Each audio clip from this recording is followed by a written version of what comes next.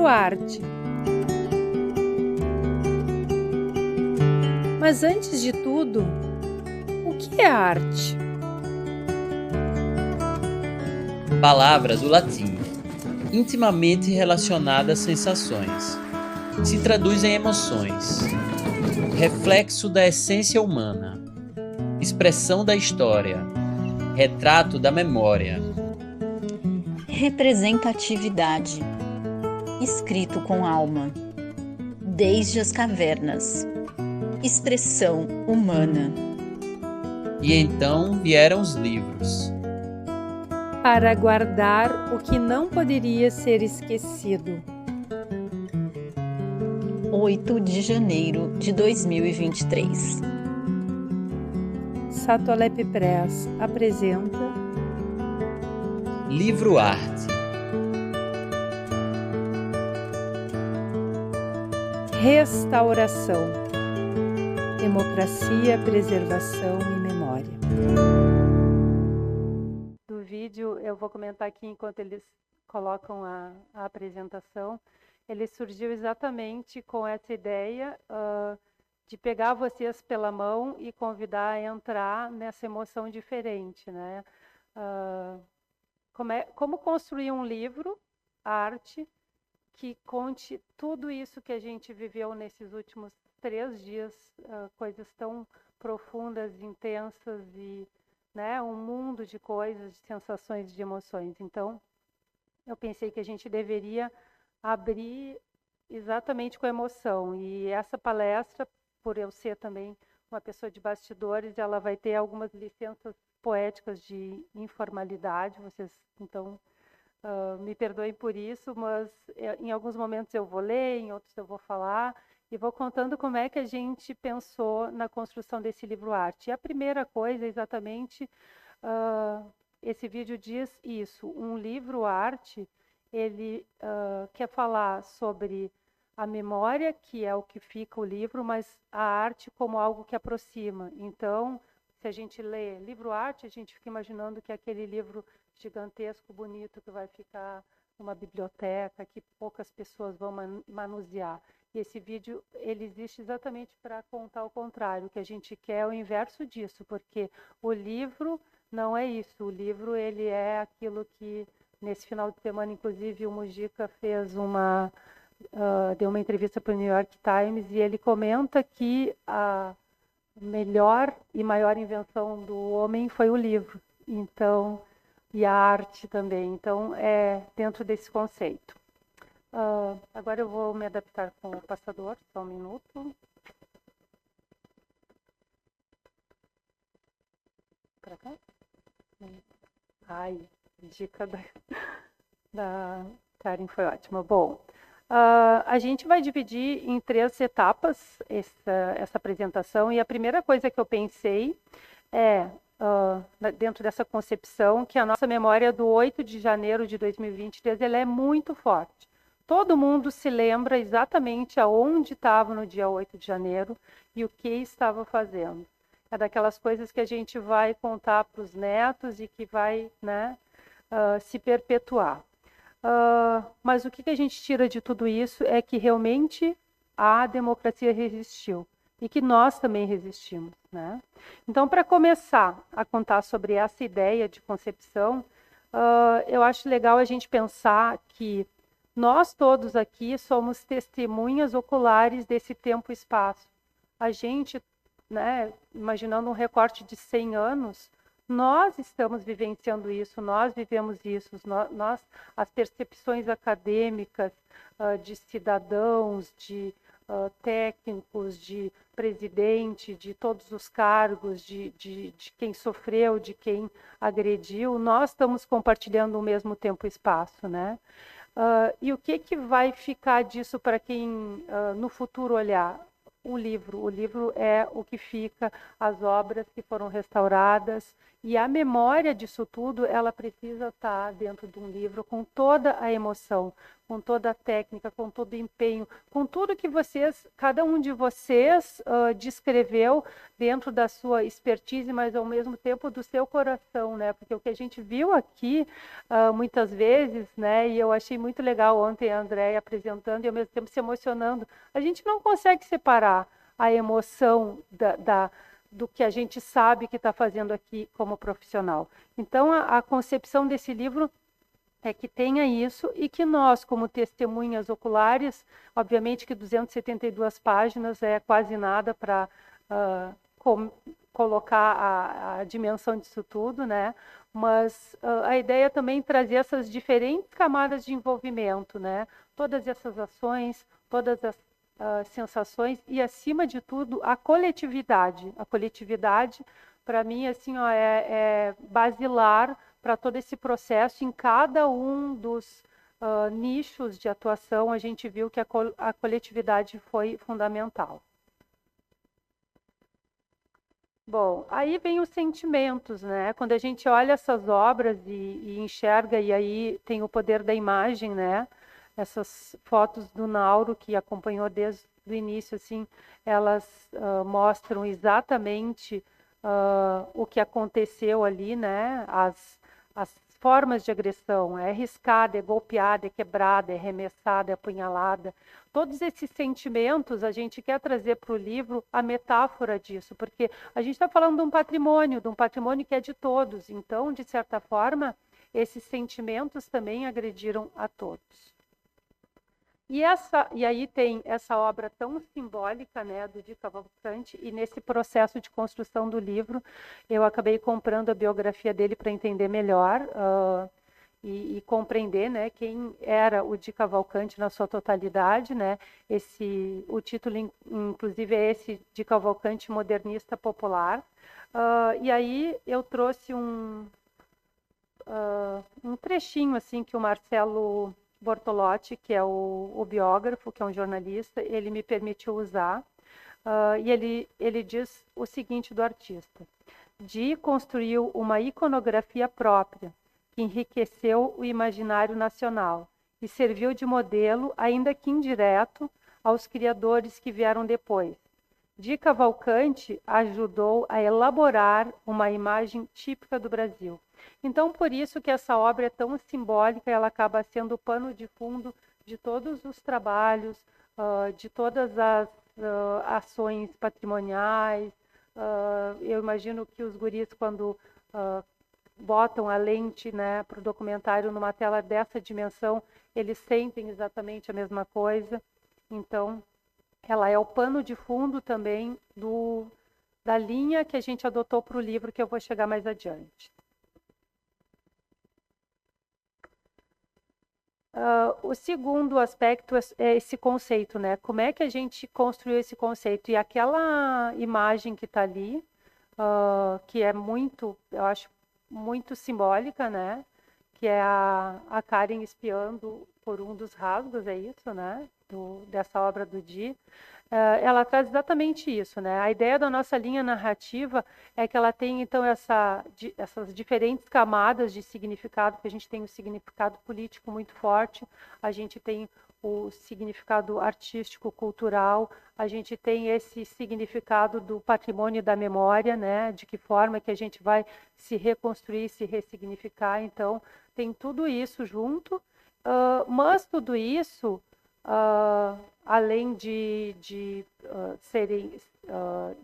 ser conjugado, né, com o processo de restauração, dando luz à importância dessa profissão, à importância de cada um, né, dos ofícios envolvidos, ele tem que trazer a humanização, porque todo esse processo ele é feito de pessoas. Então, a gente fez uma mistura que traz, ao mesmo tempo, a importância da academia, a importância da história, da memória, mas a importância da sensação das pessoas, né? Representando nos mais distintos lugares desse país. Então, a gente se dá conta, na construção, depois dos capítulos vocês vão ver, que a gente tem o mapa do Brasil bem diversificado, né? Na medida que eu fui fazendo as entrevistas e fui tomando conhecimento, né? A gente é um universo de pontinhos nesse mapa e isso para mim é fundamental, é uma das grandes riquezas desse projeto também. Então, assim, essa parte técnica que a gente precisa fazer vocês imaginar, ele vai ser um livro de capa dura, ele tem um tamanho 23 por 23, que ele é um tamanho muito legal, que ele pode caber na prateleira, em cima da cabeceira, ele é para estar na sala das autoridades, mas ao mesmo tempo ele cabe na mala, na mala de mão e pode ser despachado. Ou seja, o que eu quero dizer com isso? Que ele é um livro que ele é para estar circulando, que ele é para estar por aí. Claro que a primeira tiragem ela não é tão grande, mas eu tenho certeza que no futuro ele é para estar fazendo parte da vida de todo mundo, tá? Então ele foi dividido em 8 capítulos. Ele tem 2 apresentações. O nosso objetivo é que o presidente Lula faça a primeira apresentação e a ministra Margarete faça a segunda. Depois a gente dividiu esses capítulos, eles têm uma narrativa linear, ele começa no 8 de janeiro e ele vai até o momento em que as obras voltam aos palácios, né? Então ele vai contando essa historinha toda com o trabalho para chegar até lá. E ele tem também artigos, né? Esses artigos, eles trazem essa linguagem acadêmica, mas eles trazem muito a emoção das pessoas que participaram de cada uma dessas etapas. E isso é muito importante. Ele tem a bibliografia, ele tem a percepção daquele professor, mas eles também têm a emoção dessas pessoas e ao ler os artigos vocês vão perceber isso.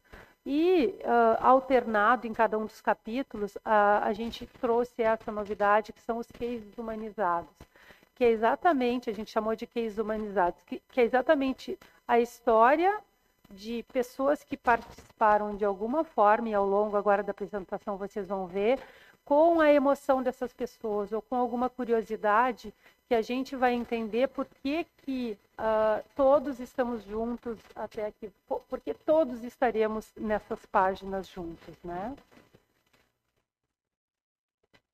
A gente começa então pelo capítulo 1. Esse capítulo ele quer mostrar, né, as consequências desses atos antidemocráticos de 8 de janeiro e seus significados. Isso já foi bastante falado aqui ao longo desses 3 dias, né, na imprensa, enfim, tudo isso, mas mostrar a importância dessa união rápida e dessa resposta imediata que teve em prol dessa restauração como um símbolo de resistência. Então, assim, a gente vai ter um artigo do presidente do IFAM, do Leandro Graz, da Isabela, a reitora da UFPEL, e o case humanizado desse capítulo é o Rogério Carvalho, que é o diretor curatorial dos Palácios. Eu fiz uma entrevista bem longa com ele essa semana, de 2 horas, mais ou menos, e o que ele o que ele me relata é a emoção dele, Rogério, como um carioca que veio muito cedo para Brasília, que cursou a faculdade de História, de Arquitetura, e que estava naquele 8 de janeiro como o diretor curatorial, mas o que ele sentiu naquele momento, quando às 5h30 da tarde ele entrou dentro do palácio, ainda com aquela loucura toda acontecendo, com gente passando, e ele encontrou as obras naquele estado. E ele sentou e chorou. Então, o case humanizado é exatamente trazer isso, trazer a nossa humanidade frente a essa situação. E eu acho que isso também é uma forma de aproximar as pessoas desse livro-arte. No capítulo 2, ele se chama Patrimônio Cultural e Proteção, então a gente vai ter um artigo do Andrei, aqui presente conosco, da Virgínia, com participação da Ana Cláudia, e a gente vai ter o case humanizado da Ana Cláudia, que é também servidora aqui do IFAM, e que tem uma história muito interessante também em relação com a sua relação com a arte, com o conhecimento, e a gente vai ver mais adiante no final da apresentação um pouco disso. No capítulo 3, que eu falo sempre que é o recheio do bolo, né? Porque é o maior capítulo.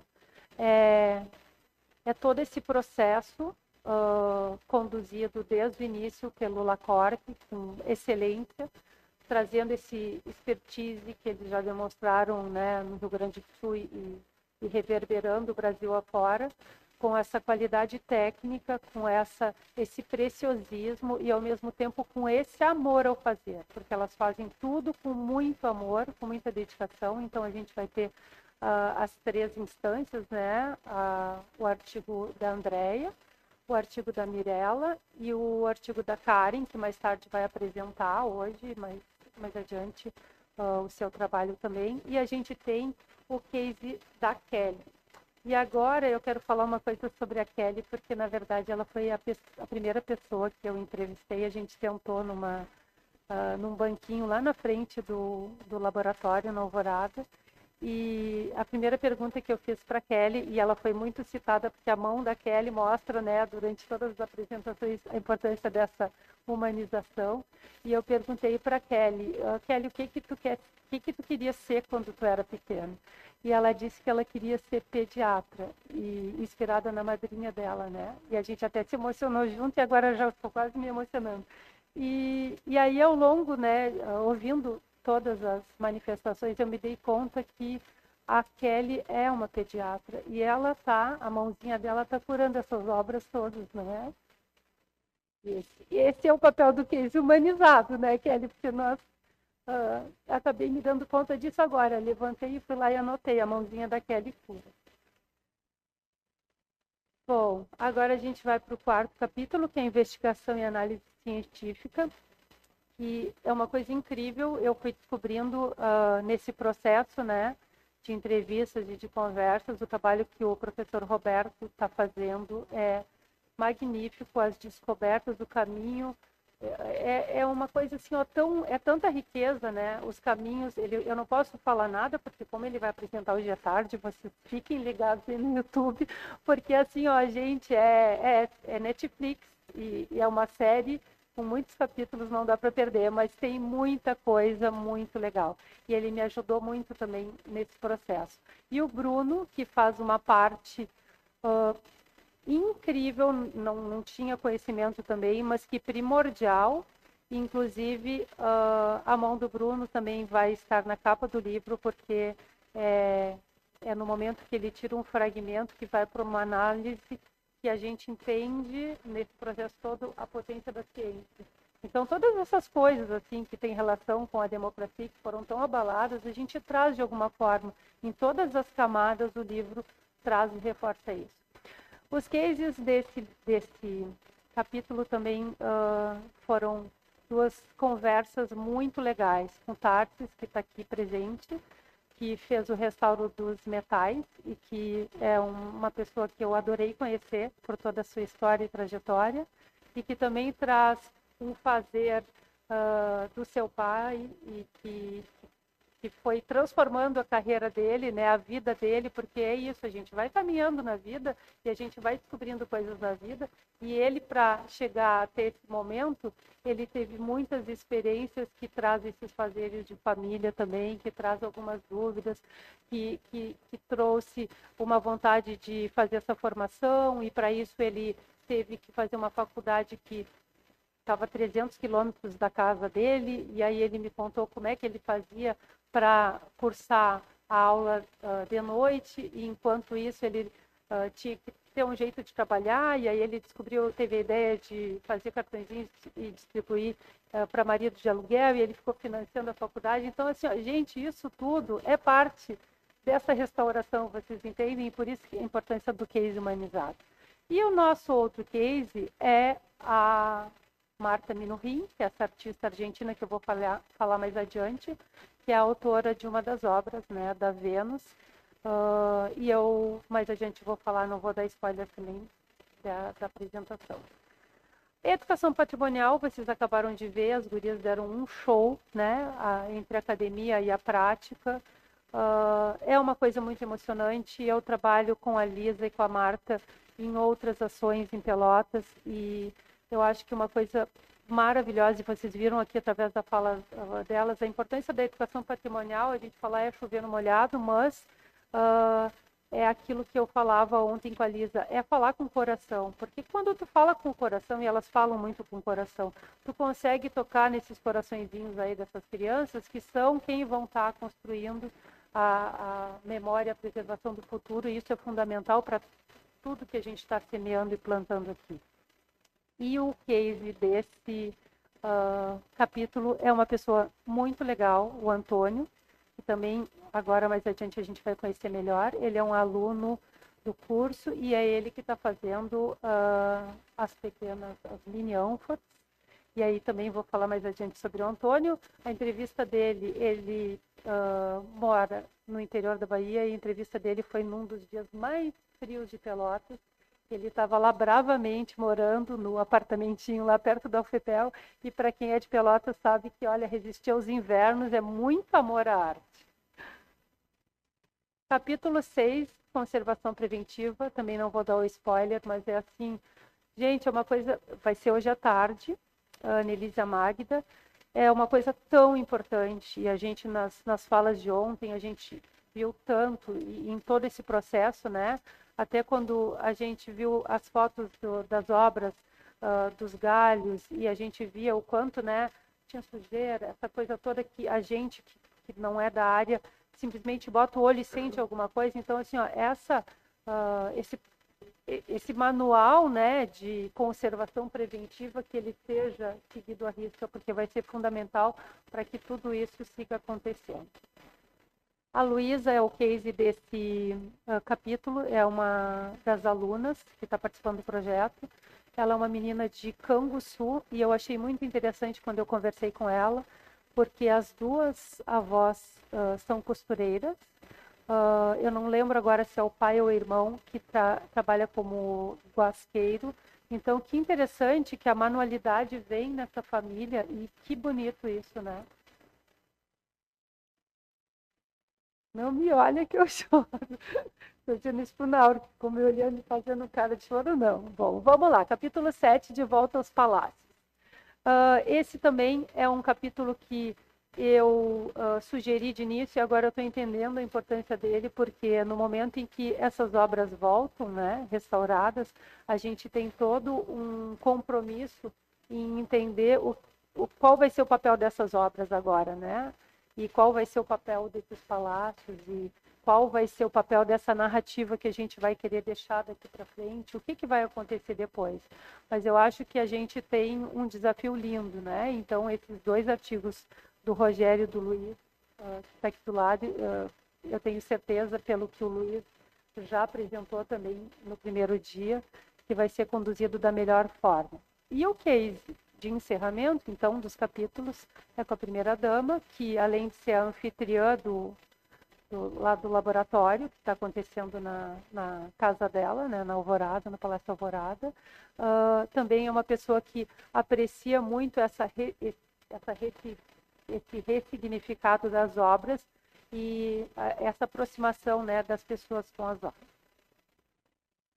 Eu nem consegui tomar água, mas vamos para o capítulo 8. O capítulo 8, a ideia era inicialmente que elas tivessem só as obras, mas aí eu achei super legal, né, que a Karen falou de colocar o mapa de danos e esses detalhes, porque é super importante que se veja exatamente a complexidade do que foi restaurar cada uma das obras. Então vai ter o mapa de danos, detalhes, a bibliografia dos artigos, para que os artigos fiquem mais fluidos, os que tiverem bibliografia vão estar compilados todos aqui, um QR Code do documentário que os guris estão fazendo, que já combinamos então até a forma disso acontecer, e a gente pensou, se der espaço, a gente quer fazer um mosaico com as carinhas de toda a equipe. Todas as carinhas vão ser do mesmo tamanho, todo mundo quadradinho, formando um mosaico, desde o presidente Lula até os alunos bolsistas, todos do mesmo tamanho, todos mostrando exatamente essa universalidade que eu falei no início.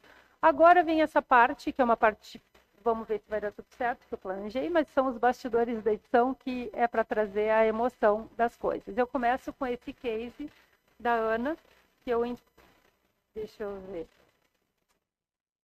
Esse é o formato, eu acabei não falando. O nosso projeto gráfico, ele vai trazer como paleta as cores do quadro do Di Cavalcanti. Então, cada capítulo, ele vai ter um tom da tela, tá?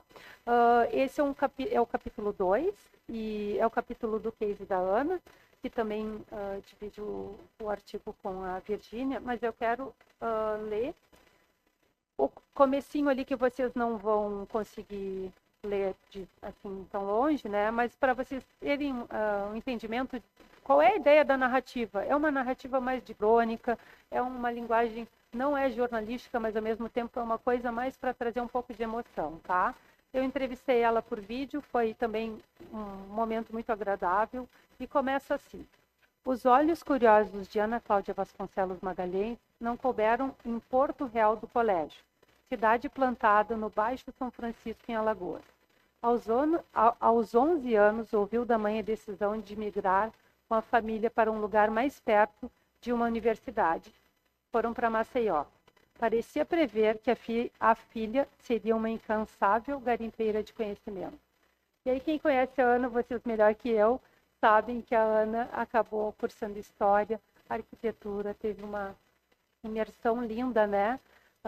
Plantando a bandeira lá do IFAM em Alagoas, depois veio para Brasília. Então, a ideia dessa linguagem é exatamente essa, em todos os cases, né? Todas as pessoas de forma igual. Esse, então, é o Antônio. E aí eu quis trazer o case do Antônio, porque o Antônio é quem está fazendo as pequenas ânforas que vocês já viram, né? E quando eu conversei com o Antônio nesse dia frio lá de Pelotas, ele me contou a cidade. Primeira pergunta que eu faço é de onde a pessoa é, alguma memória de infância. E aí ele me falou a cidade aonde ele nasceu, onde ele viveu grande parte da vida dele. Eu espero que o Antônio esteja ouvindo.